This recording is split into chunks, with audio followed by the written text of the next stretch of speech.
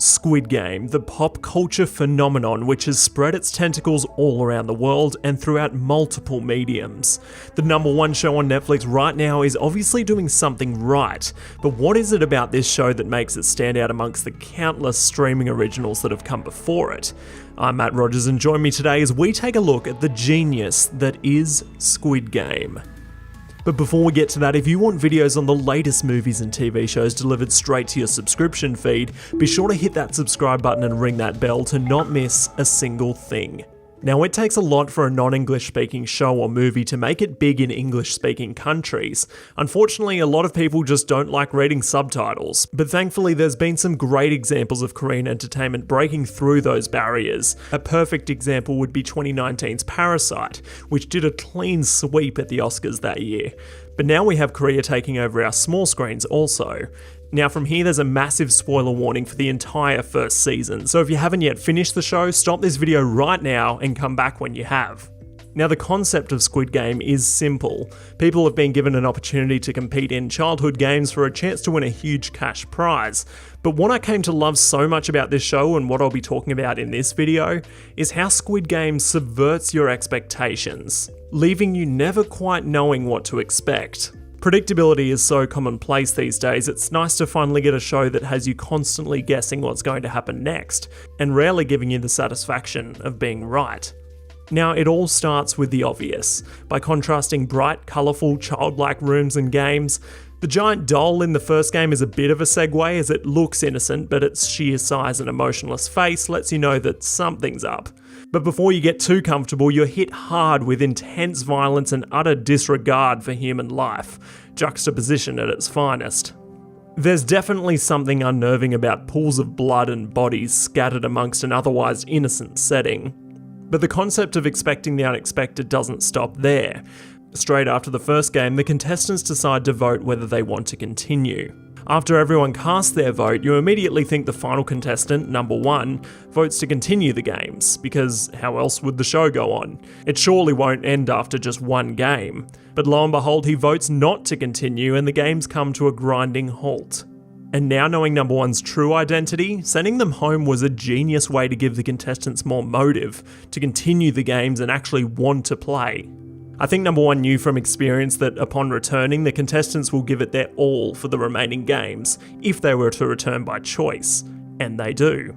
After the players return and the games resume, the harvesting organs side story appears to hint at the Doctor playing a larger role as the games play out, but before long it culminates in his death just a few episodes in, and does actually play a crucial part in not just the search for the policeman Jun-ho's brother, but also the dynamics of the fourth game, making the number of remaining contestants odd, whilst also expressing the importance of equality amongst the contestants.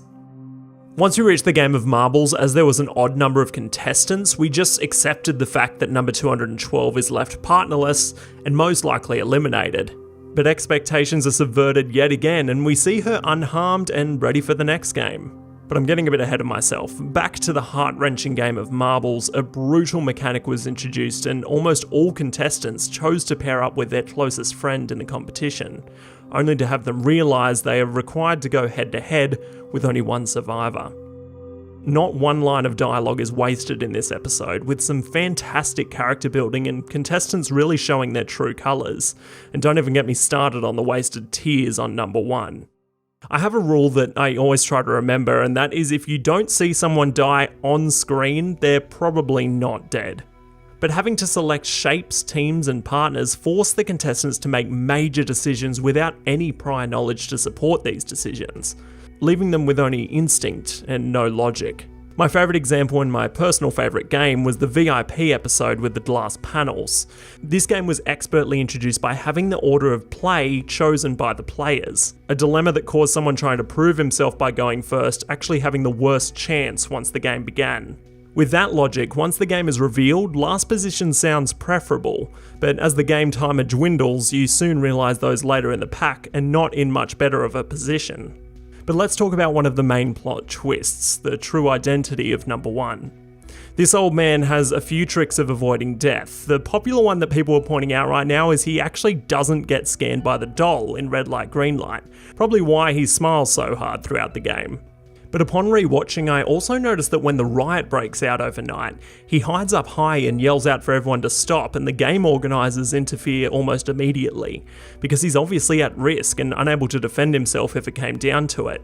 Plus, he is presumably missing from the VIP episode, as the frontman asks the VIPs to excuse the host as he is dealing with a personal matter. But now that number 1 is no more, what effect will this have on the games? The season finale allows for the continuation of the series, but there are mixed reports whether we will get a second season. I think Netflix would be making a huge mistake to end the phenomenon here, but I guess it's really up to the creators. But with many potential plots and theories that could be explored in the second season, what do you think could happen? Will number 456 return to expose the whole operation? Maybe we'll be treated to a prequel to see how this all began.